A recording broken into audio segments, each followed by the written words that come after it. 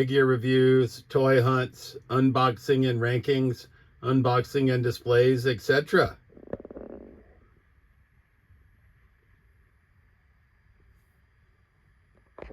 All right. YouTube Trolls Toys back at it with another video. We're going to be doing random figure review episode 27. Price point in this episode, $25 or less. Coming in first, we got the other half of the New Age Outlaws, Badass Billy Gunn from the WWE Elite collection. We're going to do 6 figures today, and he's going to be the first. We did the Road Dog in episode 26. Representing Masters of the Universe, we got Ninjor. I've been holding off on opening this guy, but today's the day. He was a hard one to find. $25 on Ninjor. Badass Billy Gunn, $17.50.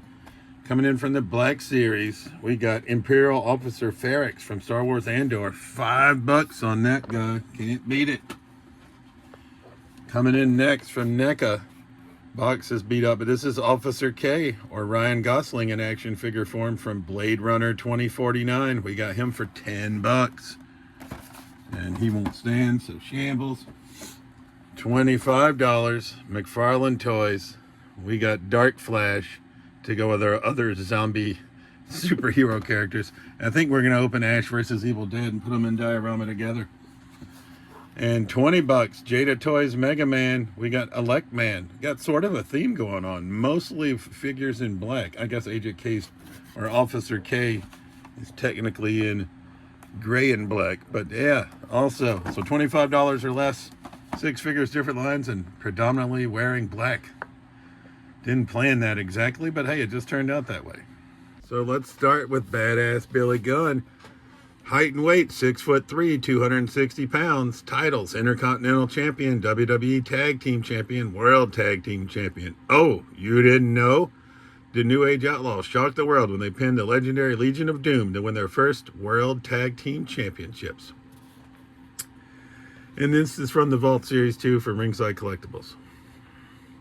Alright, here's Badass Billy Gunn out of the package. He does come with alternate Fists of Fury.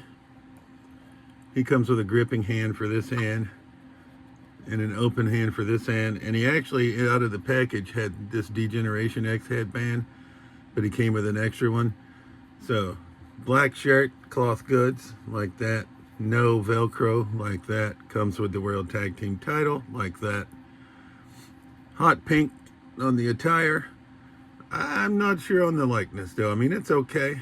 It's not the best. I don't think it's the greatest, but gotta have, if we're getting the Road Dog, we gotta get Billy Gunn. I mean, the two go hand in hand. And we got Shawn Michaels in DX gear, and then we just got to open a triple. I think we got our other Ultimate Triple H, I believe, has some DX gear. I'll have to double check. Don't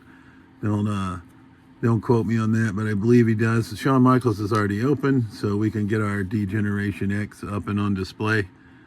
And don't make me use the stand, Billy. There you go. So figure number 1, Badass Billy Gunn. Figure number 2, representing MOTU, is going to be Ninjor. The Demon King from the Dimension of Nor silently searches the scattered remains of New Eternia for the power of Grayskull, so he may become an immortal force of evil. And he's got a bunch of alternate heads, but it took me long enough just to find one Ninjor, but I think he has alternate heads in here. So we'll take a look at those. But we'll have them if we want to be able to change up the display. But this was a hard-ass figure to find. I feel a little bit bad opening, but I've had him for quite some time, and he's definitely going to get open. So today's the day. All right, so Ninjor out of the package. And I stand corrected, no alternate heads. He gets masks. So we can make him this way, and that snapped in pretty well. Or we could make him with the Hona mask. Oh damn, that's pretty badass. Yeah, that might be the winner. He also has nunchucks. Oh, look at there. And I love it when there's on figure storage, and we look at there, we got it for the nunchucks. That's badass. He comes with a sword. Oh, look at there, bonus points, because we got a spot to store the sword as well. And then he comes with a bow and arrow. So we'll get him equipped with that. So if you've been watching my videos, you know that I love MOTU figures, the bigger ones. And I love me some random ass ninja folk and samurais. And Ninjor is both. Damn, this figure is badass. I should have opened him sooner. He's a little bit stiff on articulation because he's fresh out of the package, minty. But he's going to have your standard MOTU double jointed elbows and double jointed pinless knees, right? But I just get them in a pose and on display. So you could say I could be an inbox collector, but I just like it. I like opening them too much, and obviously none of these are new, but these videos help me get my figures out of the package, because otherwise they would just sit, because I'm a slow opener. Some of you may not be. Some of you may open a figure as soon as you get it, and I just wish I could do that, but I just don't have it in me. So we've had Ninjor and Badass Billy Gunn for months, but we just haven't got them open yet. But Ninjor from Masters of the Universe New Eternia is a badass figure. So up next, we're going to go NECA Officer K, and I'm going to struggle to read this box. It's terrible. 30 years after the events of the first film, a new Blade Runner, L and Officer K. A new Blade Runner, hang on, shambles. Again, Land Officer K unearths a long buried secret that has the potential to plunge what's left of society into chaos. K's discovery leads him on a quest to find Rice Deckard, a former LAPD Blade Runner. Oh yeah, I might say LAP. Yeah, that says LAPD, not Land. Shambles.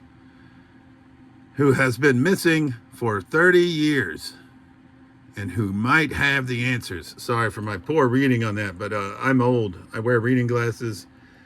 The ring light shining onto the black box with the red print just wasn't easiest for me to read. But we're going to get Officer K, or Ryan Gosling in action figure form, out of the package. So here's Officer K. This is a NECA figure, but I got to say, you know, he's one of the more basic ones, because this is it. He comes with a gun and nothing else. So if you're a fan of the Blade Runner movies, you'll probably like him. Single jointed knees, single jointed elbows. No, looks like maybe double. But NECAs are known more for their appearance, I think, than their articulation. I do like the trench coat. Probably wish it was cloth goods. Oh, damn it. That was my fault. Not you, Ninjor. Not your fault. That was my fault. Fig-tastrophe. You're used to those by now as well if you watch my videos. But Agent K otherwise is looking pretty good. I mean, pretty basic, but this is how he was representing the movie, I'm sure. So that's what we get. So Officer K, not Agent K. Damn, that's from Phineas and Ferb, I think. All right. That's figure number 3. Price point $10. Figure number 4, we're going to go Imperial Officer Ferrex. We got him for like $5 or less.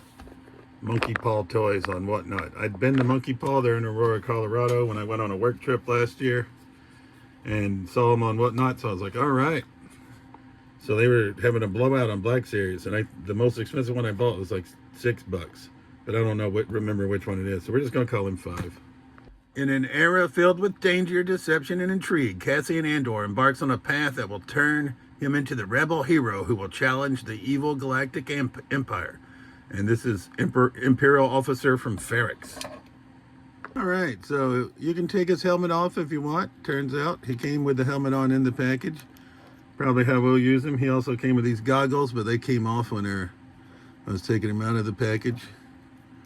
Probably use those. And he came with a blaster. Black Series, not the most known for their accessories. Once again, as always, my Star Wars shelf is pretty small. Probably not going to use him with Star Wars. I thought he'd make a good generic bad guy. I don't like Army building like 17 Cobra Troopers. But if we could have guys that I think in my world could be a Cobra Trooper, then maybe we'll do that. And I think this Imperial Officer can. Single jointed elbows, double jointed pinned knees. He is from Andor, so it seemed like he'd be a newer figure, but his arm articulation leaves a little bit to be desired. If I paid $25 for him, I'd be pissed, but $5 is not a big deal. Like finding those on clearance. That's when we pick them up. Up next, we're going to go Jada Toys, Elect Man, 20 bucks. We've had him a while as well. We got him from That's Entertainment, Worcester, Massachusetts. All right, I love these little Mega Man figures. I was not the best at the game, right? But I do like them. He comes with an alternate yelling head sculpt, which we'll probably use. Got the thumbs up hand here. Pointer finger here. And then this effect piece. I'm not sure that's how that effect piece is supposed to go on, but I don't see any other way to do it. And plus, I think it looks cool. We did change the pointer finger.